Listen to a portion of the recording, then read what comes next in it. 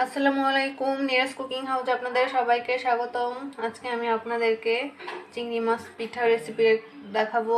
দেখেন, এখানে আমি 1 কাপ পরিমাণ ময়দা নিয়ে নিয়েছি। লবণ দিয়ে দিচ্ছি পরিমাণ মতো।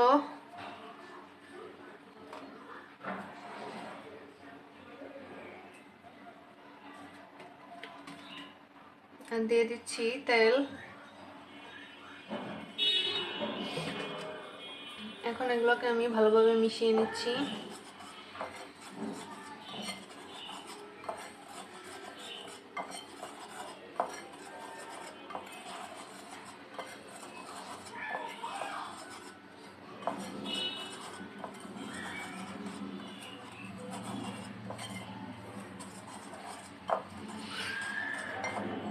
এখন এখানে আমি পানি দিয়ে দিচ্ছি অল্প অল্প করে।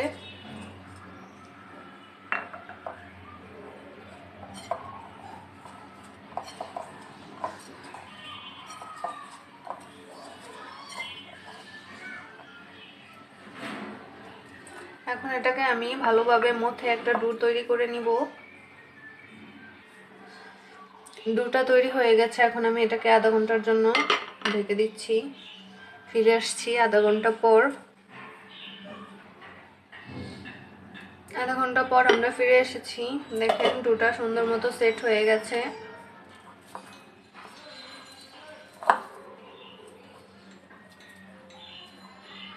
এখন এই ডোটাকে আমি কয়েকটা ভাগে ভাগ করে নিচ্ছি।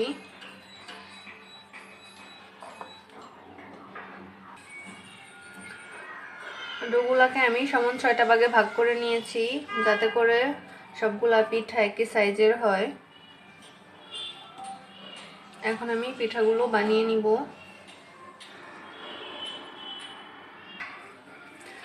এখন আমি পিঠাগুলো বানিয়ে নিচ্ছি।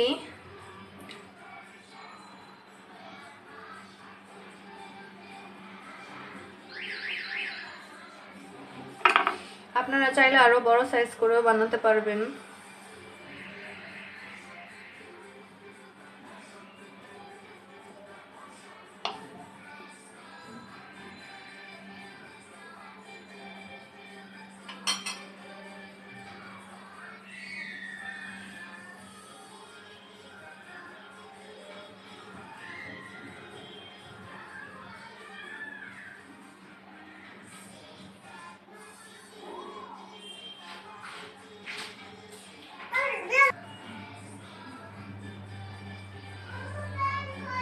এখন এটাকে আমি একটু চাষ দিয়ে নিচ্ছি।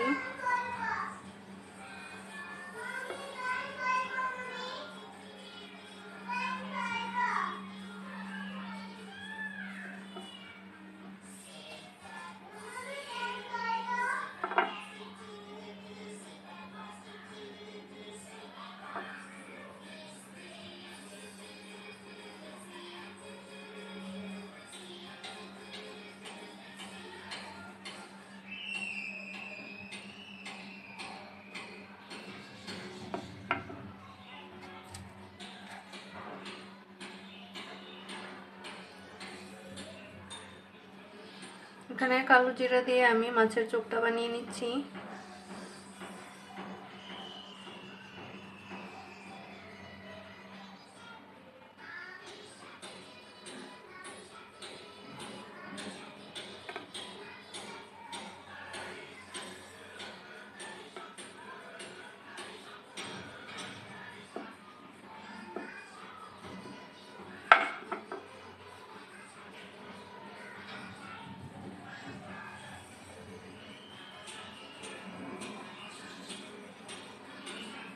দেখেন, পিঠাটা বানানো আমার হয়ে গেছে। সবগুলা পিঠা আমি একইভাবে এখন বানিয়ে নিব।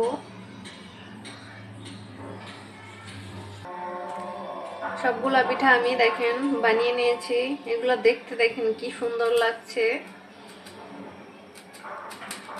এখন আমি এগুলাকে ভেজে নিব।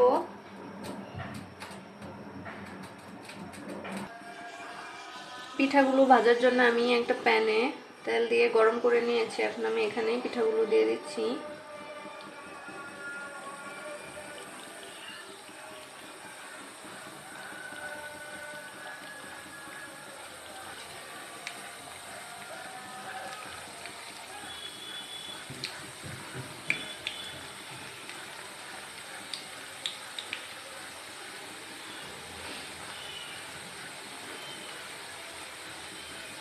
পিঠাগুলোকে আমি একদম লাল লাল করে ভেজে নিব।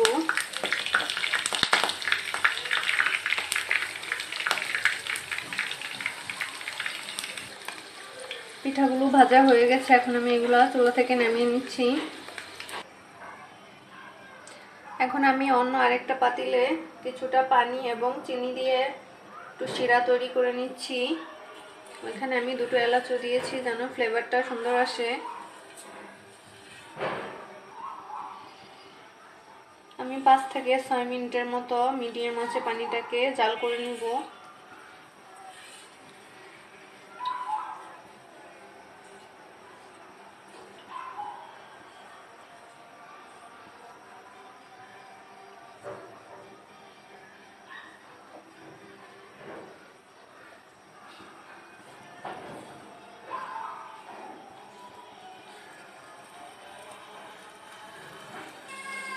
চিনির শিরাটা তৈরি হয়ে গেছে, এখন আমি পিঠাগুলো শিরার মধ্যে দিয়ে দিচ্ছি।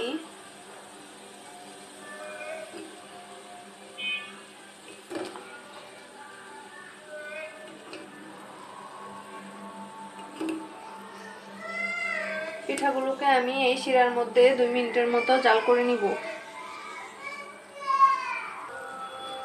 পিঠাগুলোকে আমি 2 মিনিটের মতো চিনি শিরার মধ্যে জাল করে নিয়েছি।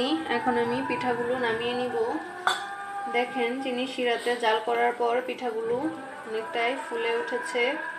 এখন আমি এগুলা নামিয়ে নিচ্ছি।